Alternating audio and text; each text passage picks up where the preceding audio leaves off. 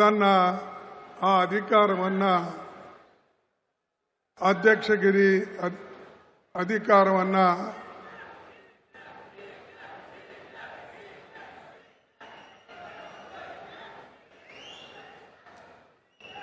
ಆಯ್ತಾ? ಇದಿಷ್ಟು ಸುಮ್ಮನಾಗ್ರಿ.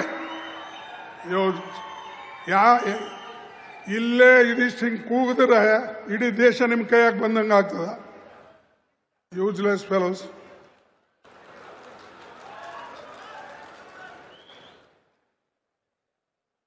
ಯಾವಾಗಲೂ ಇದು ಕಾಂಗ್ರೆಸ್ ಪಕ್ಷದ ಇದು ಮೀಟಿಂಗ್. ಇದರಲ್ಲಿ ಯಾವ ಒಂದು ವ್ಯಕ್ತಿ ಮತ್ತು ಮೀಟಿಂಗ್ ಅಲ್ಲ.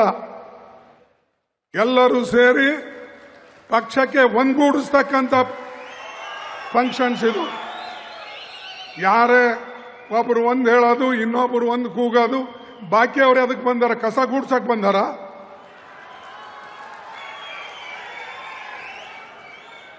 ಬಂಧುಗಳೇ, ನೆನಪಿಡಿ, ಯಾವಾಗಲೂ ಕೂಡ ಶಿಸ್ತು ಪಕ್ಷಕ್ಕೆ ಬೇಕು. ಇಲ್ಲಿ ವ್ಯಕ್ತಿ ಪೂಜೆ ನಡೆಯೋದಿಲ್ಲ. ಯಾರೆಷ್ಟೇ ದೊಡ್ಡವರು ಇರಲಿ. ನಾನು ನೋಡಿದ್ದೀನಿ, ನನ್ನ 58 ವರ್ಷದ ರಾಜಕೀಯದಲ್ಲಿ ಏರುಪೇರುಗಳು ನೋಡಿದ್ದೇನೆ.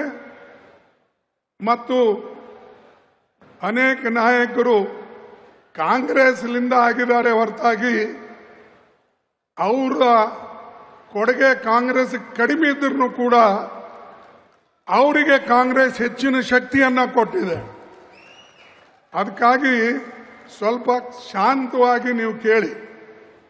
ಯಾಕಂದ್ರೆ ಇದು ನಮ್ಮ ಮೀಟಿಂಗು. ನಾವೆಲ್ಲರೂ ಕೂಡಿ ಪಕ್ಷವನ್ನ ಕಟ್ಟತಕ್ಕಂಥ ಮೀಟಿಂಗು. ಅದಕ್ಕೆ ದಯವಿಟ್ಟು ಯಾರು ಮಧ್ಯದಲ್ಲಿ ಕೂಗಕ್ಕೆ ಹೋಗಬೇಡಿ. ಯಾರೇ ನೀವು ಕೂಗಿದ್ರು ಕೂಡ ಆ ಫುಟೇಜ್ ಇರ್ತದೆ, ನಾನು ಡಿಸಿಪ್ಲಿನರಿ ಆಕ್ಷನ್ ತಗೊಳ್ತೀನಿ.